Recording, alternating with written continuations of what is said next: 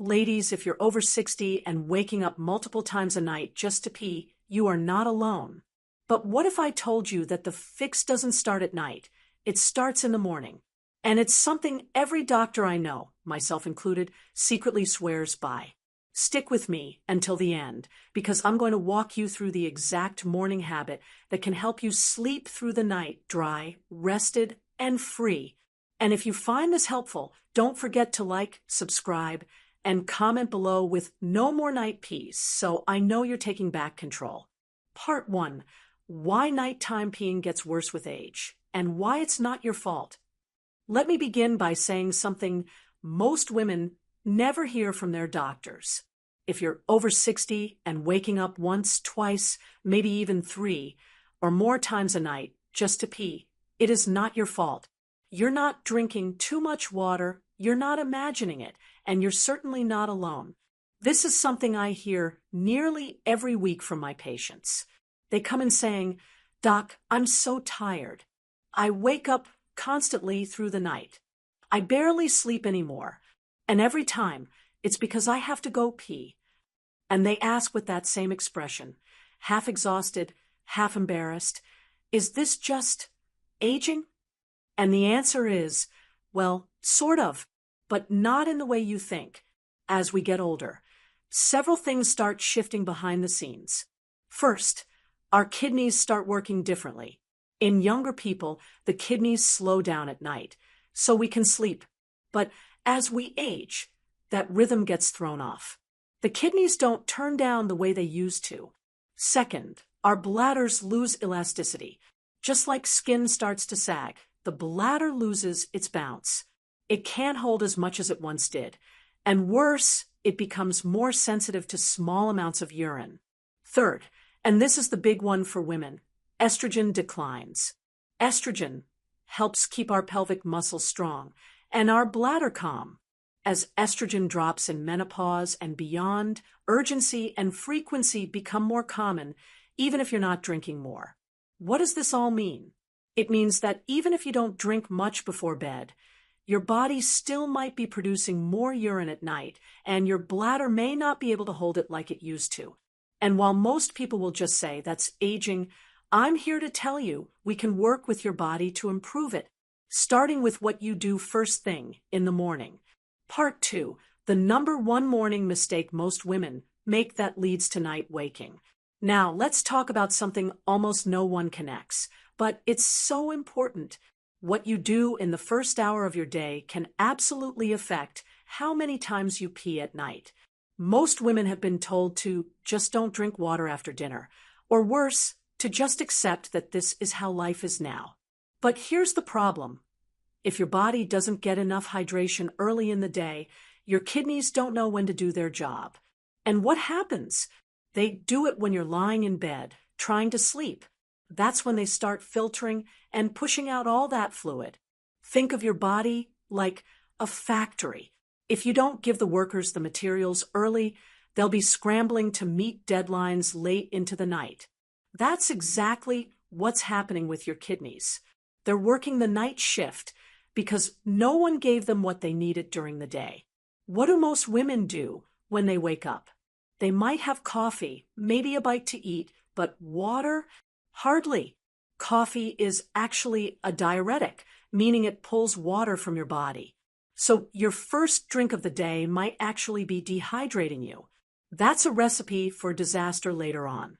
So the big mistake is not drinking enough plain, mineral-rich water in the morning. And when that happens, your body goes into fluid retention mode, hoarding water all day long, and then finally releases it right when you're trying to get some rest. This is why your nighttime peeing is often a delayed consequence of your morning choices.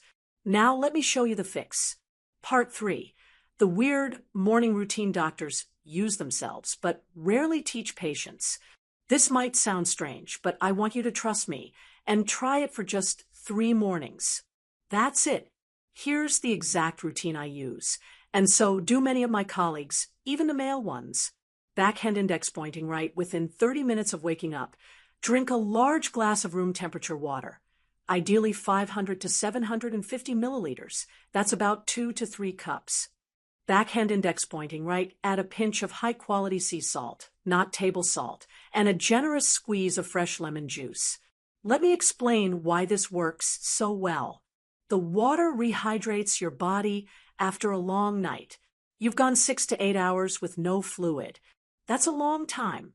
The sea salt contains natural electrolytes, sodium, magnesium, potassium, which help your cells absorb the water, instead of just passing it right through you. The lemon stimulates your liver and kidneys, supports digestion, and alkalizes the system, all of which promotes smoother function during the day. This combination sends a clear signal to your body. Hey, hydration is here. You can flush things now. You don't have to wait until 2 a.m. It jumpstarts your body's diurnal rhythm, the internal clock that regulates kidney activity and aligns your fluid processing with daylight hours. It's how we're supposed to function. But with age and poor hydration habits, many of us fall out of sync. When I started this habit in my early 60s, I went from waking up twice a night, every single night, to sleeping through the night 5 out of 7 nights a week within a month. And I'm not the only one. Many of my patients experience results within just a few days. It's simple, it's cheap, it's natural, and it works better than any medication or bladder support pill I've ever seen. Part 4. The rest of the day matters too, but not how you think. Now, once you've started your day with proper hydration, the next step is to maintain momentum, but with purpose. See, the mistake most people make after that beautiful morning flush, they go right back to sipping small amounts all day, then suddenly realize by dinner they've only had 1 or 2 glasses. So they panic and chug water at night. And guess what that does? Yep, you're back to square one, waking up at 2 a.m., bladder screaming. Let me be very clear here. Hydration is a timing game, not just a numbers game. That's why I recommend front-loading your fluids. That means getting around 60 to 70% of your total water intake before 3 p.m. Here's how I structure my day, and it's what I teach my patients. Morning, upon waking, that big glass of water with salt and lemon. The flush, breakfast to lunch, 2 to 3 glasses spaced out. You can even sip herbal teas like nettle or peppermint if you like. After lunch to 3 p.m., 1 more big glass, especially if you're moving around. After 3 p.m., you gradually taper down. 1 glass between 3 to 6 p.m. if you're thirsty, but minimal after dinner. Just a few sips if needed. It's not about cutting off water completely at night. That can backfire. It's about giving your body enough early on so it doesn't beg you later. And don't forget, certain foods and drinks make the bladder extra sensitive, especially in the evening.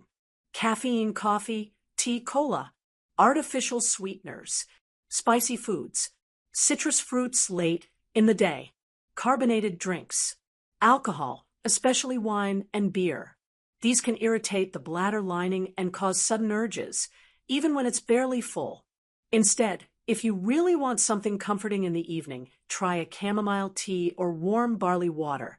They're both gentle, calming, and less likely to trigger those urgent nighttime runs to the bathroom. Part 5. Bonus: gentle morning movement to stimulate kidneys and lower nighttime urine output. Now, here's something very few people talk about, but it's made a world of difference for me and my patients: gentle morning movement. We've talked about hydration, but motion is the second pillar of regulating kidney function. Why? Because your kidneys rely heavily on blood flow. When we're sedentary, especially as we age, that flow slows down, and kidney function becomes sluggish and mistimed. Here's the fascinating part. If you move your body, even gently, in the first hour of waking, you can remind your kidneys and bladder to activate during the day instead of the night. You don't need to do a full workout. Trust me, I'm 72. I'm not hitting the gym at sunrise. Here's what I do instead. 5 to 10 minutes of stretching by my bedroom window, arms overhead, gentle side bends, neck rolls, ankle circles.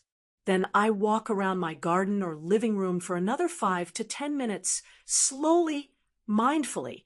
I call it my sunrise stroll. If I'm feeling stiff, I sit in my rocking chair, sip my water, and do deep breathing with arm lifts. It still gets the circulation going. This kind of movement increases renal perfusion. That's the medical term for getting your kidneys the oxygen-rich blood they need to function properly during the daytime. Patients who start this routine, water plus motion, often report not just better sleep, but also more energy, digestion, and mood throughout the day. Why? Because when your body's natural rhythms are aligned, everything else flows better too, literally and figuratively.